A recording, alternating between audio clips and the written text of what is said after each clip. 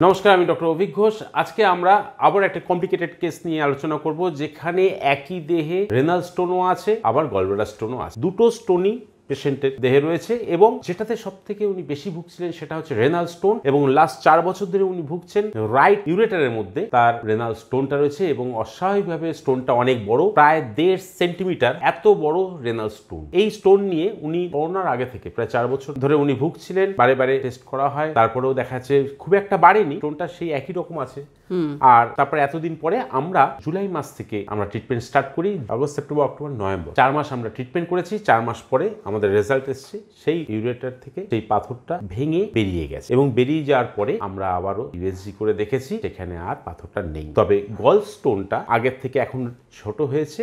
Mainly আমরা focus করেছিলাম renal স্টোনের জন্য, রেনাল স্টোনটা রিমুভ হয়ে গেছে। ফ্রেশলি আমরা গল স্টোনের জন্য আবার আমরা মেডিসিন প্রেসক্রাইব করব। আপাতত যে কেসটা সেরে গেছে সেটা হচ্ছে রেনাল স্টোন, সেটা নিয়ে আমরা আলোচনা করব। তার আগে দেখেনি পেশেন্ট এই পাথরটিকে কালেক্ট করতে পেরেছে এবং এটা অনেক লার্জ ইন সাইজ, প্রায় 1.5 সেন্টিমিটার পাথর এটা কালেক্ট করেছিলেন। আপনি বলুন, যখন আপনি আমার কাছে এসেছিলেন তার আগে এই কিডনিতে পাথর নিয়ে আপনি কতদিন ভুগেছেন? এই তো বলছি না, 4 বছর হয়ে গেছে। 4 বছর পড়ার পরেই তো আপনার কাছে এসেছি। আপনি জুলাই মাসে যখন এসেছিলেন তখন ব্যথা কি ছিল? ব্যথা ছিল প্রচন্ড। তো কোথা দিয়ে ব্যথাটা উঠতো? ওই পেটের এইখান, এই ডান সাইড থেকে। রাইট ইউরেটারের মধ্যে পাথরটা ছিল। এর আগে আপনি হসপিটালে দেখাতেন বা ডাক্তারবাবুদের দেখাতেন, তো কি সাজেশন পেয়েছিলেন? ওনারা বলো যে অপারেশন করতে হবে, না মাইক্রো সার্জারি করবে। এই এখন আপনি করেননি? না, ডেট দিয়েছিলেন, তা আমরা বাড়ির লোক করাই। আপনি মেডিসিন খেতেন কি?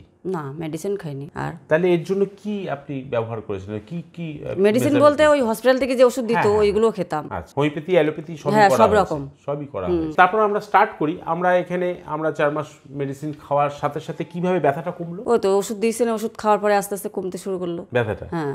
আর যেদিনকে এটা পাওয়া গেল, বেরোলো, সে কি? এটা তো বেশি দিন টাইম লাগে। এটা বেশি দিন টাইম লাগেনি। কতদিন লাগে? এটা এসছে 3 মাস আপনার এখানে, 2 মাসের মধ্যে বেরিয়ে গেছে পাথর। মানে 15 দিন আকপাস। 4 মাসের মধ্যে 3 মাসের মাথায় পাথর বেরিয়ে গেছে। যেদিন বেরোলো সেদিনকে আপনি কিভাবে ফিল করলেন যে পাথরটা বেরোচ্ছে? আপনার এখানে এসেছিলাম যখন যন্ত্রণা করছিল, তা বাথরুমে গেলাম। বাথরুমে যাওয়ার পরে দেখি বাথরুমের সঙ্গে ওটা বেরোয় আসলো আমার এখানে। হ্যাঁ, এখান থেকেই তো। আচ্ছা, আপনার এখানে বেরাইছে প্রথম ওই বড়টাই। আচ্ছা, তারপর বাড়িতে ওষুধ দিলেন, আবার ওষুধ খাওয়ার পরে আবার আস্তে আস্তে বাড়িতে গিয়ে ওই গুঁড়ো হয়েই পড়তো। আচ্ছা, একদিনে বেরোয়নি? না, ধাপে ধাপে ধাপে ধাপে গুঁড়ো হয়ে বেরোতে শুরু। প্রথম দিন ওই বড়টা বেরিয়েছে, সে তো আপনার এখানে এসেছিলাম, জ্বালা করছিল তাই। ওকে, এই যে প্রথম দিন বেরোনো আর শেষ দিনে বেরোনো, দুটো কতদিন টাইম লেগেছে? 1 সপ্তাহ। 1 সপ্তাহের মধ্যে সব বেরিয়ে গেছে। তো এই ছিল আমার রেনাল স্টোনের একটা সুন্দর উদাহরণ, যে আমরা রেনাল স্টোন ওষুধ দিয়েছিলাম, ওষুধে পেশেন্টের স্টোন গুঁড়ো হয়ে আলটিমেটলি বেরিয়ে গেছে, অপারেশন করতে হয়নি বা লেজার করতে হয়নি। তো এইভাবে পেশেন্ট সুস্থ হয়েছে। আজ আরেকটু বলে রাখি যে আমরা এর সঙ্গে একটু গল স্টোনের জন্য দেখেছিলাম। তো গল স্টোনের মেজারমেন্ট কিছুটা কম পাওয়া গেছে এবং পেশেন্টের গ্যাস অম্ল অ্যাসিডিটির তরফ থেকে অনেকটা পেশেন্ট ভালো। পেশেন্ট মোটামুটি সব দিক দিয়ে ভালো। এটাই দেখানো ছিল। নমস্কার, ভালো থাকবেন।